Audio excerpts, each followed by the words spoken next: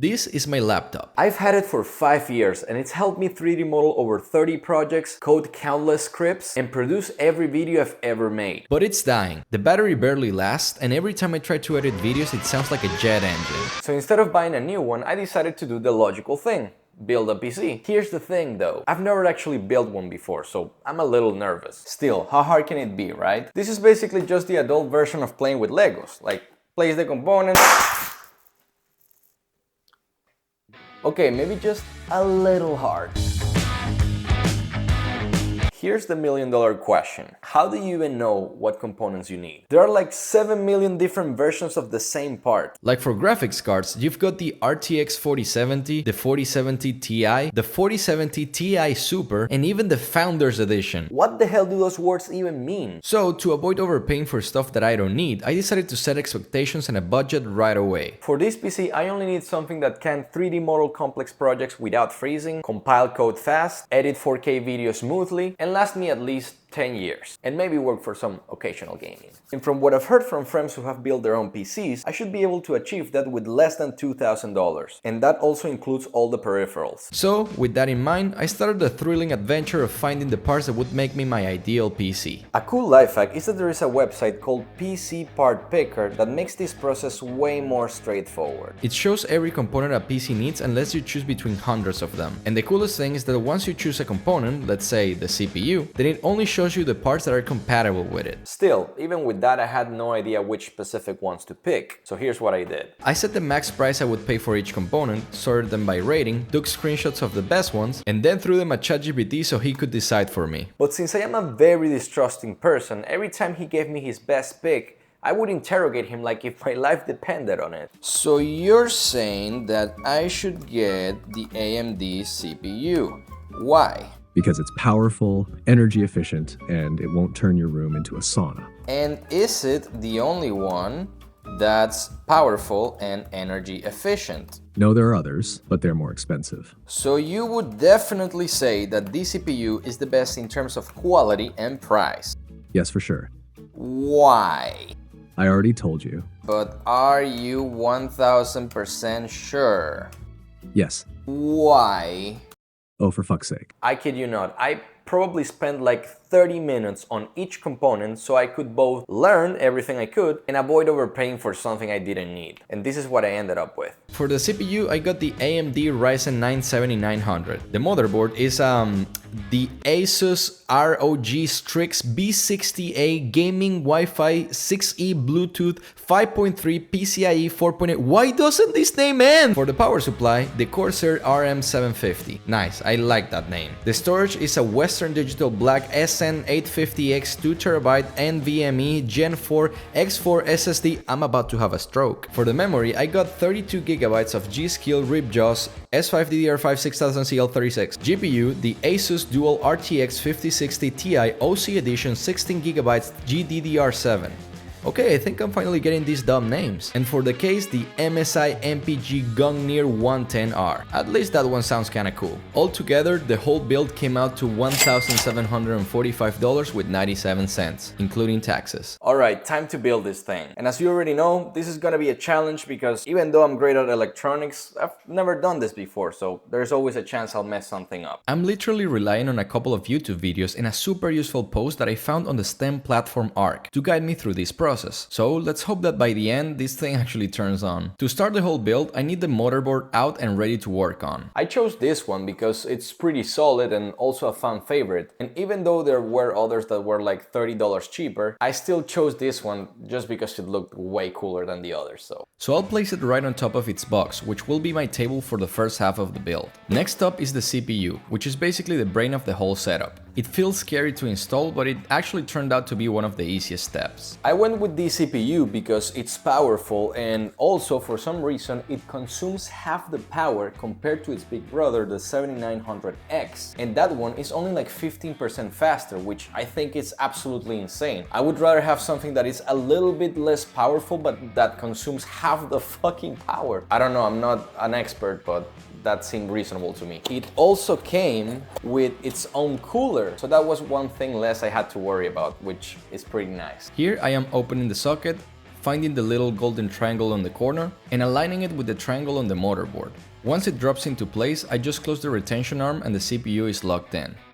Now it's time to install the RAM. This should be super simple. These ripjaws are fast and stable, and I could even buy 2 more if I want to bump it up from 32 gigabytes to 64 like later on. The only thing that I didn't like is that when I saw them, they were priced at 99 bucks, and then 2 weeks after they were at 150. So yeah, I overpaid a little for these ones, but I guess it is what it is. So I opened the latches, lining up the notch of the RAM stick with the slot and pushing down until it clicks. It was a bit challenging because I needed to apply a bit more force than I expected. I thought I was gonna break it. Next up is the storage. This SSD is also super fast, super reliable, good brand. There's really nothing crazy to say about it, and I chose 2 terabytes because I just didn't want to worry about storage anymore. So I removed the little screws, slide the SSD into the slot, push it down, held it back in using the little plastic wheel, and then put the heatsink back on. Now that the CPU, SSD and RAM are in, I installed the CPU cooler. Since it already comes with thermal paste pre-applied, I just place it on top of the CPU. This cooler uses 2 brackets, so I hook one side in first and then tighten the other side using the latch. After it's locked in, I plug the fan, power and RGB cables into their headers on the motherboard. Next step is to mount the motherboard into the case. For the case, there is not much to say besides that it had a good price and it looks really sick. Here, I'm lowering the motherboard into the case and lining up the holes with the standoffs. Once everything matches, I screw it down so it stays perfectly flat. Now I'm moving on to the power supply. This one is of really good quality and it has plenty of juice. My setup will consume around 350 watts, which means that this power supply will be good even for future upgrades. I first connect all the cables my build needs, then I slide it into the bottom of the case and screw it in. After that, I connected the cables while trying to make it look as neat as possible. The only power cable that I'll connect later is the GPU one. Now I'm connecting all the wires that come with the case to the motherboard. These include the front panel buttons, inputs and outputs, and the 4 chassis fans. And now, the most exciting component, the GPU. This is the one that handles all the graphics and gaming. Now, this was probably the hardest one to choose. This GPU is great for everything I need, but there were also some other viable options. I first looked at the 4060 Ti, which is the same tier as this one, but 1 generation older. The thing is that that one was more expensive, which makes absolutely no sense. So when I realized that the 5060 existed, I obviously switched. But there were other options like the 5070 and the 5070 Ti, which are beefier. But I had to pay a few hundred extra bucks for those ones, so at the end this one seemed like the most balanced option. I first unscrewed the first and second back slot covers, removed both of them, line up the GPU with the slot, realized I actually needed to remove the second and third slots, so I fixed that, pushed the GPU in until it clicks, and then I screw it to the case so it stays locked in place. Finally, I connect its power cable, which was also the last one without a home. Since the cable had an extra connector, which looked really ugly, I hid it using electrical tape.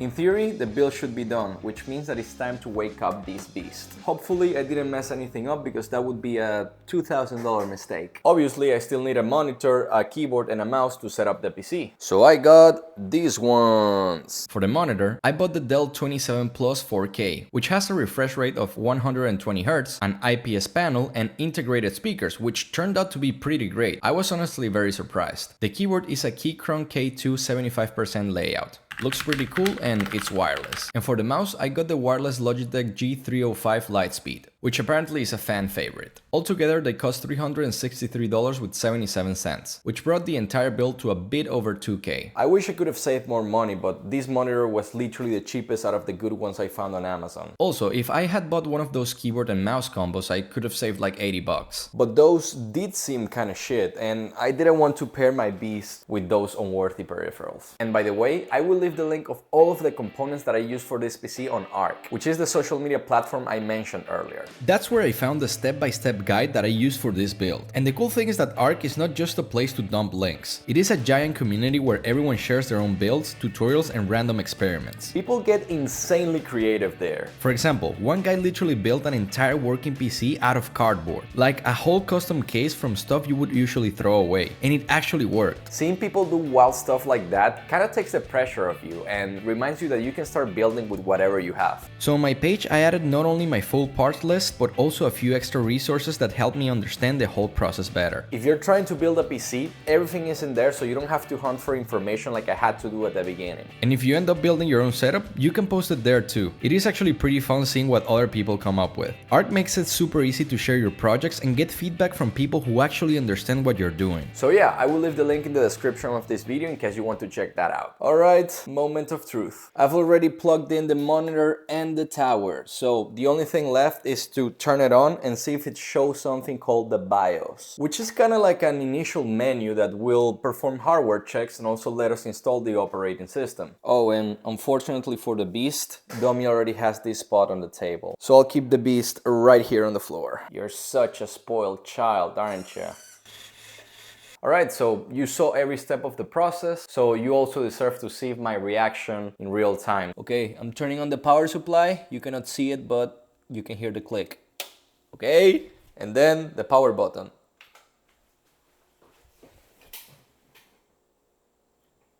Okay, it boot up. So the problem was that the front panel connector wasn't inserted correctly. After the BIOS appeared, I proceeded to check that everything looked good and then install Windows by plugging in a USB drive I flashed with the installer. The process was super straightforward. Now that Windows is finally installed, the last thing to do is to close this thing up. This part felt very satisfying. It's like putting the last piece of a Lego set and stepping back to admire your creation.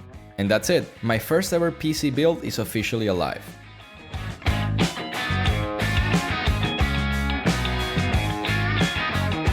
I am honestly proud that it turned on without exploding, and from a scale from 1 to 10, I would give this process a 4. Because it's not really difficult, but if you're new to this, you might get a little bit confused when connecting the power cables and the case wires. You could also damage a component by applying a little bit more force than what's needed. But other than that, it's not really rocket science. Now, let me show you how it performs. As I said before, I mainly need it for 3D modeling, coding, and editing videos, but none of those really make a good demo. So instead, I will show you a quick gameplay using this PS5 controller that is definitely becoming a tax write-off. Since I already spent my last cent on the controller, I decided to use Fortnite for this demo. I'm running the game in 4K with high settings, and just look at how smooth it is. It's basically glued to around 120 FPS. No stutters, no random dips, nothing. It feels absolutely clean. Honestly, it makes me want to do my best even though I have the aim of a potato. Luckily, my teammate carried me the whole game. Now, to be honest with you though, I'm not really a fan of shooters or battle royales. The only game I actually want to play is GTA 6, but since that one comes out in like 2070, I need to choose something else. And it has to be something that I already like to play, that has insane graphics, and that will change my life forever. I guess I'm getting FIFA. Bruh.